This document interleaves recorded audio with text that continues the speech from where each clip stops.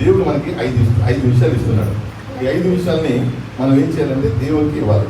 దేవునికి ఏమి ఇవ్వాలో చాలా మందికి తెలియదు. దానికోసం ఈ చిన్న మ్యాజిక్ చేసి మీకు అర్థమయ్యేలా చెబుతాను. దేవుడు మొట్టమొదటిగా మనకి ఎంతో సమయం ఇస్తున్నాడు. ఎంత పేదవానికైనా 24 గంటలే, ఎంత ధనవంతునికైనా 24 గంటలే.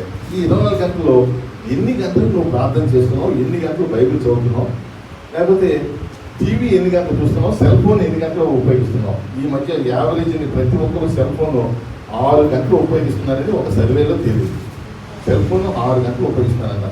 ఈ సెల్ ఫోన్లో అన్నీ వచ్చేస్తున్నాయి, కథలు, సినిమాలు, పాటలు, న్యూస్.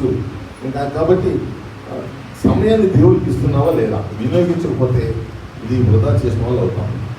దేవుడు ఎంతో జ్ఞానం ఇస్తున్నాడు. దేవుడిచ్చిన జ్ఞానాన్ని మనం ఏం చేస్తున్నాం?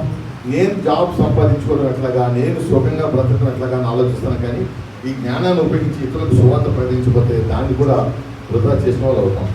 దేవుడు ఎంతో శారీరకమైన శక్తిని ఇస్తున్నాడు. హల్లెలూయా చెప్పండి అంటే తక్కువ వరకు కూడా వినపడదు. ఇక్కడ మా తెనాలి సంఘర్షణ ఉంటారు. నేను నా రూమ్లో ఏసీ చేసుకున్నాను, బయట శబ్దాలు ఏమి వినపడకుండా. అక్కడ బయట వాటర్ పంపు ఉంటుంది, నీళ్ళ పంపు ఉంటుంది. బిందె నేనే ముందు పెట్టానని అరుస్తుంది ఒక అమ్మాయి. ఆ అరుపుకి నాకు ఏసీ రూమ్లో పడుకుందా నాకు మెలకు వచ్చేస్తుంది. అక్కడ మాత్రం అంత గట్టిగా అరుస్తారు. బిందె నేనే పెట్టాను, తక్కువ అని చెప్పేసి ఆ నీళ్ళ దగ్గర కొన్ని దెబ్బలాడు, నీళ్ళ పంపు దగ్గర దెబ్బలాడతారు. ఇక్కడికి వచ్చి దేవునికి హల్లెలూయా చెప్పండి అంటే అలా కాకుండా మనం మన శారీరక శక్తిని దేవుని కోసం ఉపయోగించాలి. కానీ దేవుడు ఎన్నో తలాంతులు ఇస్తున్నాడు. చక్కగా పాడగలం, చక్కగా సువార్త చెప్పగలం, చక్కగా ఇన్స్ట్రుమెంట్స్ వాయించగలం, సండే స్కూల్ నడిపించగలం. ఎవరో చేస్తుంటారో మనకెందుకు అనుకోకుండా మన తలాంతులను కొంతమంది దాచిపెడతారు భూమిలో. అట్లా దాచిపెట్టకూడదు. చివరిగా దేవుడు మనకు ఎంతో ధనం ఇస్తున్నాడు.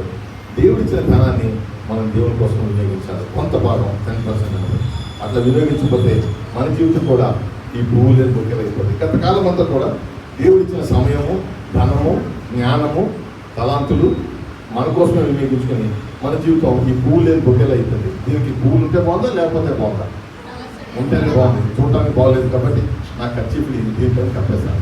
గతకాలం అంతా కూడా దేవుడు మనకి ఇచ్చినటువంటి సమయాన్ని, ధనాన్ని మన కోసం వినియోగించుకుని మన జీవితం కూడా ఈ పువ్వులు లేని బొక్కెలు అయిపోయింది. అయితే దేవుడు చాలా కరుణామయుడు కాబట్టి గతకాలం అంతా కూడా మనం దేవుడికి ఇచ్చినటువంటి మనం వృధా చేసినటువంటి ధనాన్ని, సమయాన్ని మనం దేవుడికి ఇవ్వవలసిన సమయాన్ని ఇవ్వకుండా, దేవుడికి ఇవ్వవలసినటువంటి సమయాన్ని ఇవ్వకుండా మనం పాడు చేసాం. దేవుడికి ఇవ్వాల్సిన జ్ఞానాన్ని దేవుడికి ఇవ్వకుండా పాడు చేసాం. తర్వాత దేవుడికి ఇవ్వాల్సినటువంటి తలాంతుల్ని దేవుడికి ఇవ్వకుండా పాడు చేసాం. అయితే దేవుడు చాలా కరుణామయుడు కాబట్టి మనం పోగొట్టిన తలాంతుల్ని అట్లా మనకి ఇస్తున్నాడు. ఇక్కడి నుంచి దేవుడు